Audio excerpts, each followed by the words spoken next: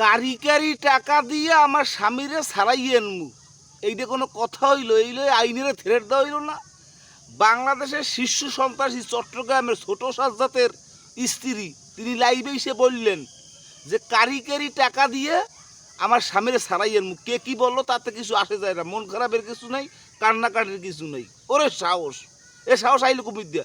সন্ত্রাসের বউ তো সন্ত্রাসই হইবে, সন্ত্রাসের বউ কি আলেমার হাফেজও হইবে?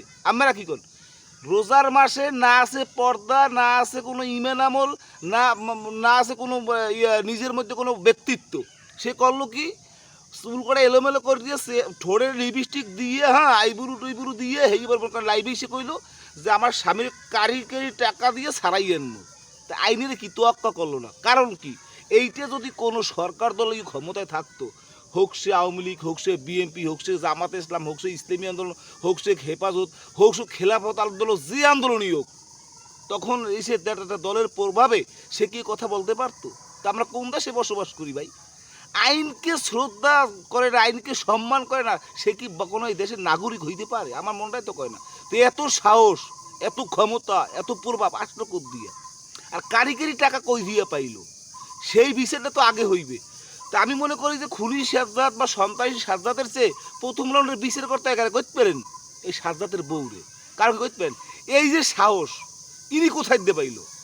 এনার সাহস তাহলে ওনার স্বামীর সন্ত্রাস বানাইছে উনি, ওনার স্বামীর নষ্ট করছে উনি। একটা পুরুষ নষ্ট হওয়ার প্রথম কারণ তার স্ত্রী, এবং একটা পুরুষ প্রথম ভালো হওয়ার কারণ তার স্ত্রী, এটা মানতে হইবে।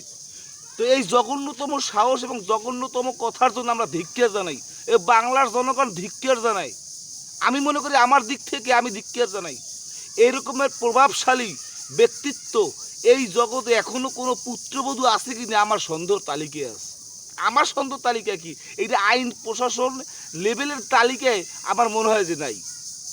চিন্তা করেন কতটা ভয়ানক, কতটা ভয়ানক কথাবার্তা হইলে, কতটা ভয়ানক মন মানসিকতা হইলে সে এই কথা লাইভে এসে বলতে পারে। সে এই কথা গেছে গেছে, পরে আবার আইসে আবার থ্রেটিং। কি থ্রেটিং? আমার যে নিয়ে যারা নিয়ে সমালোচনা করতে আছেন, আমার নিয়ে যে ভিডিও আপলোড করতে আছেন, হ্যাঁ, তো তারা আমরা শত্রু, তারা কি আমার কোনো ক্ষতি করছেন বা আমি কি তাদের কোনো ক্ষতি করছি, তাহলে কেন আমাকে নিয়ে ভিডিও করেন? এ মেয়ে আপা, আম্মের নিয়ে ভিডিও করবে তা আম্মের নিয়ে কি গালগপ্প করবে? এরা কি ইয়ের কি পেয়েছেন?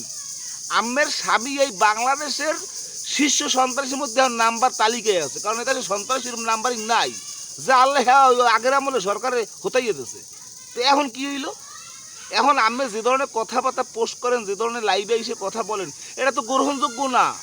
এটা তো সমাজ বিরোধী, রাষ্ট্রবিরোধী, দেশ বিরোধী।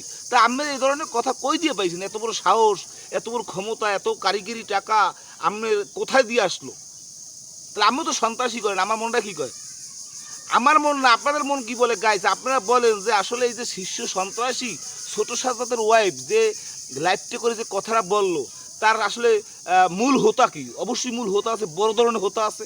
এই বড় ধরনের হোতার জন্য কি এই বাংলাদেশের আইন প্রশাসন তার উপরেও কি ই করা উচিত না? তাকেও তো রাষ্ট্রের কাছে তাকেও তো আপনার নেওয়া উচিত, কৈফিয়ত দেওয়া উচিত যে আপনি কেন এই ধরনের আচরণ করলেন, কেন এই ধরনের লাইভ এসে কথা বলেন। যাই হোক দর্শক, আমি বেশি কথা কমু না, এটা শুধু আইনের উপর ছাড়িয়ে দিলাম এবং বাংলাদেশের রাষ্ট্রের উপর ছাড়িয়ে দিলাম, দেখি তারা কি বিচার করে।